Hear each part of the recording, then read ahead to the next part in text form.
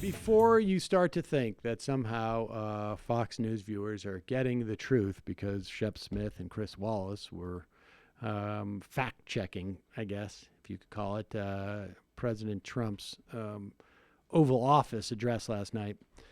The next morning, as these Fox viewers wake up and they can just tell themselves, oh, it all must have been a bad dream, because here is, what's her name, Ainsley Earhardt? Ashley Ainsley. Her name is Ashley Ainsley. Is it Ashley Ainsley? That is how I prefer to think of her. It's Earhart. I like how there's Ainsley Earhart. Earhardt.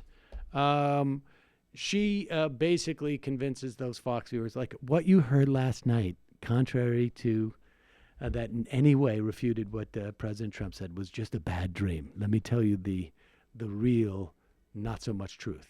A few things really hit home. When you think about how hard you work, you're waking up this morning, you're trying to put food on the table, you're going to work. Many people go to jobs that they don't like.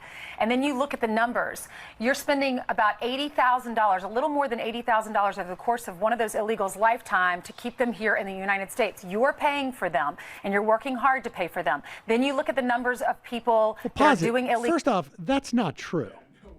First of all, the number's not true, 80,000 per undocumented immigrant. That is just simply not true.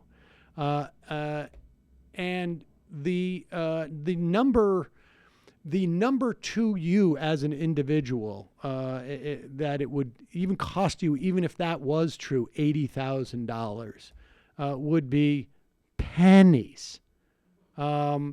And the billions of dollars, actually, that you're spending on things like ICE and a would-be wall would dwarf that number. Remember, undocumented immigrants, if they're here, the way that they're feeding themselves is by working. And if they're working, they're kicking into Social Security, unless their employers are ripping them off. But it's very possible if they're posing as citizens, they're kicking into Social Security. But guess what? They're never going to get the money back. Can you guess what organization that $80,000 number comes from? Is it FAIR? KVK? Oh, yeah. There you go. Yeah. And I'm sure it's been debunked, but it's just they've just picked up a number. I mean, that's basically it. But go ahead. Paying for them, and you're working hard to pay for them. Then you look at the numbers of people that are doing illegal drugs here. A lot of the illegal drugs are coming from the southern border, and the president highlighted that last night. And then, to the extent that there are any drugs coming from the southern border, they are coming through ports of entry. Every single organization that works in terms of drugs says that the vast majority, 80 to 90% of drugs that are smuggled into this country enter in at a legal port of entry. They just can't find them in the cars, or they're built into, or they're, in the cargo of the plane, or somebody's wearing the drugs, or whatever it is. That's the way they come in. They don't come in like in this big caravan in the middle of the desert. That's a little bit more explicit. But yeah, these are sophisticated operations. illegal drugs are coming from the southern border, and the president highlighted that last night. And then you hear him talk about, he said something, he said, imagine if this were your child that were killed by an illegal alien. Because we hear Kate Steinle's parents, we heard the parents of the fire chief parents that were in Knoxville, Tennessee, their young son was killed by. The Steinle family is said to stop mentioning us in Steinle, right. Repeatedly.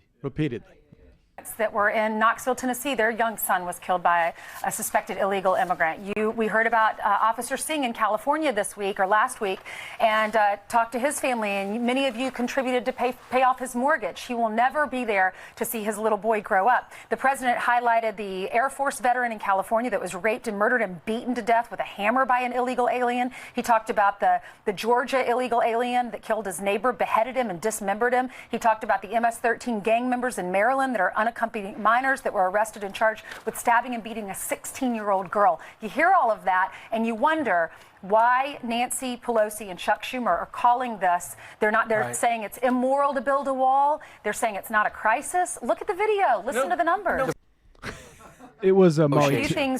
Oh, sorry. Was it? It was Molly Tibbetts who I was thinking of that said, like, hey, stop mentioning us every time you want to fearmonger about immigrants. I mean, it's... that's basically, there's your healthy dose of Fox News trying to scare you about immigrants in the morning.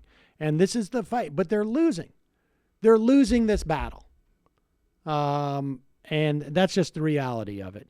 There, the Cato Institute found that the arrest rate for undocumented immigrants in Texas, for example, was 40% below that of native-born Americans. I mean, you could go on there and you could spend the entire 2 hours of whatever it is, Fox and Friends in the morning, just listing off horrific acts by native-born Americans in terms of killing. In fact, they make shows and shows and shows of these on Discovery ID. The Check out entire network. realjewfacts.org.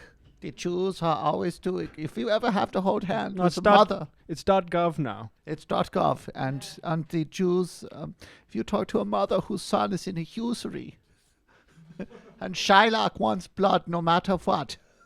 No, it seriously is the really fascist shit. Pure fascism. And it is. What's astonishing is, like, yes, they lie about the numbers, but everything else, I mean, it's exactly what you said. It's as simple as repeating random horrific acts that happen to be committed by undocumented people. This is the formula. This has been and the that's formula. how Breitbart built Of their whole course, website Of course. I mean, going back to even like that War on Christmas video, like, do you know there's an elementary school in Wisconsin where they took the words Jesus out of Silent Night? Fuck yeah.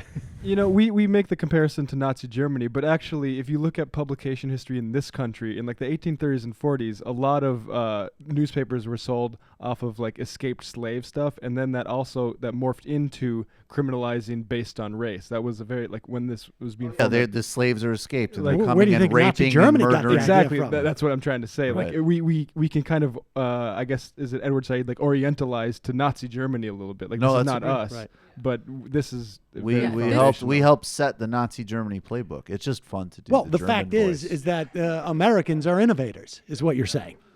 We've always been key We've disruptors and innovators in the we've always fascism been- vertical. We've always been on the forefront of this type of stuff. Yeah. And to When say people- otherwise is to A lot of people discount talk about American Nazi exceptionalism. Germany or apartheid South Africa like they did it without American ingenuity. Yeah, when people say things like, this is not America, like, what America have you been living in? I think there's a double-edged sword to that, because it's also important to recognize that there's been more than just white populations in this country from like the founding of any of the colonies. So like you don't want to forget about those people too. But as far as like the ruling structure, definitely. Meanwhile.